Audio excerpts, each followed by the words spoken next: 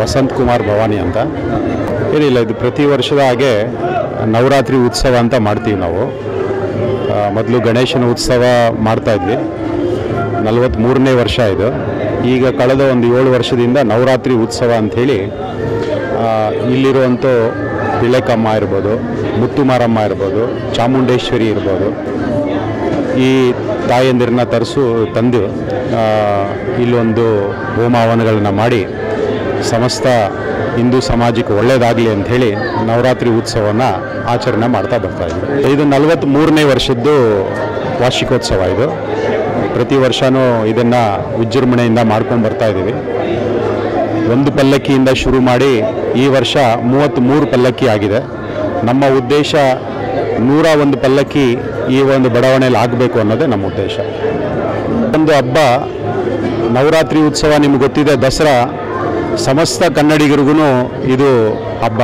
So ಹಾಗಾಗಿ ಇಲ್ಲಿರುವಂಥ ಜಾತಿ ಮತ ಭೇದ ಭಾವ ಎಲ್ಲ ಬಿಟ್ಟು ಎಲ್ಲ ಜನಾಂಗದವರು ಪ್ರತಿಯೊಬ್ಬರೂ ಸಿದ್ದಾಪುರದ ಎಲ್ಲ ನಿವಾಸಿಗಳೂ ಇದರಲ್ಲಿ ಭಾಗಿಯಾಗ್ತಾರೆ.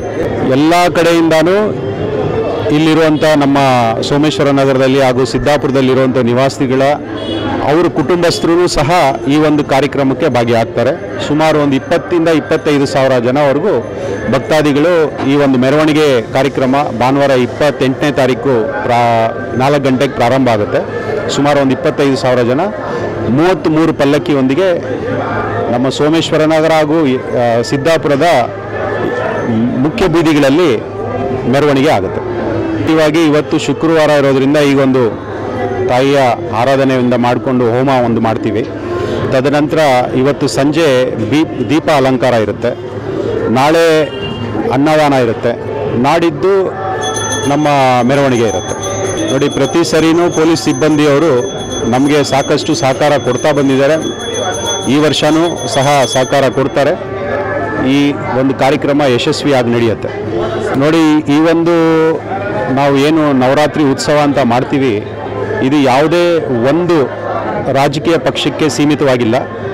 ಇಲ್ಲಿರುವಂಥ ಎಲ್ಲ ರಾಜಕೀಯ ಪಕ್ಷದವರು ಪ್ರತಿಯೊಬ್ಬರೂ ಪ್ರತಿ ಕೋಮಿನವರೂ ಸಹ ಈ ಒಂದು ಗಣೇಶನ ಮತ್ತು ನವರಾತ್ರಿ ಉತ್ಸವದಲ್ಲಿ ತಾಯಿಯ ಆಶೀರ್ವಾದಕ್ಕೆ ಪಾತ್ರರಾಗಬೇಕು ಅಂಥೇಳಿ ಪ್ರತಿಯೊಬ್ಬರೂ ಬರ್ತಾರೆ.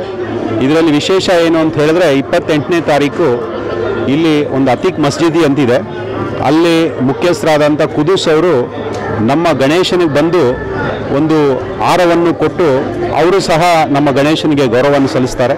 ಅದೇ ರೀತಿ ನಾವು ನಮ್ಮ ಮಂಡಳಿಯಿಂದ ಅವ್ರಿಗೆ ಮತ್ತು ಇಲ್ಲಿ ಬಂದಂಥ ಪೊಲೀಸ್ ಸಿಬ್ಬಂದಿಯವರಿಗೆ ಈ ಒಂದು ಕಾರ್ಯಕ್ರಮವನ್ನು ಯಶಸ್ವಿಯಾಗಿ ನಡೆಸ್ಕೊಡ್ಲಿಕ್ಕೆ ಕಾರಣಕರ್ತರಾದಂಥವ್ರಿಗೆಲ್ಲರಿಗೂ ಅಲ್ಲಿ ನಿಲ್ಲಿಸಿ ಗಣೇಶನ ಮುಂದೆ ಗಣೇಶನಿಗೆ ಹಾಕಿರುವಂಥ ಒಂದು ಹಾರವನ್ನು ಪ್ರಸಾದದ ಮೂಲಕ ಅವ್ರಿಗೆ ನಾವು ಕೊಡ್ತೀವಿ.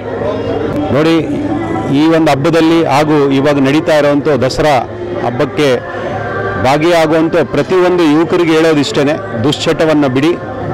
ನೀವೆಲ್ಲ ದೇಶದ ಆಸ್ತಿ, ಮುಂದಿನ ಪೀಳಿಗೆ ನೀವು. ಈ ದೇಶವನ್ನು ನಾವು ನಿಮ್ಮ ಕೈಗೆ ಕೊಡ್ತಾ ಇದ್ದೀವಿ. ಸೊ ಹಾಗಾಗಿ ಇದನ್ನು ಕಾಪಾಡುವಂಥ ಎಲ್ಲ ಒಂದು ಜವಾಬ್ದಾರಿ ನಿಮ್ಮದಾಗಿರುತ್ತೆ.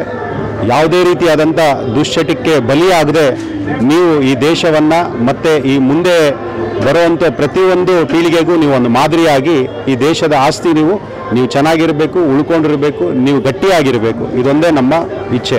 ಇದನ್ನೇ ತಾಯಿ ಭುವನೇಶ್ವರಿ ಹತ್ರ ನಾವು ಪ್ರಾರ್ಥನೆ ಮಾಡ್ತೀವಿ.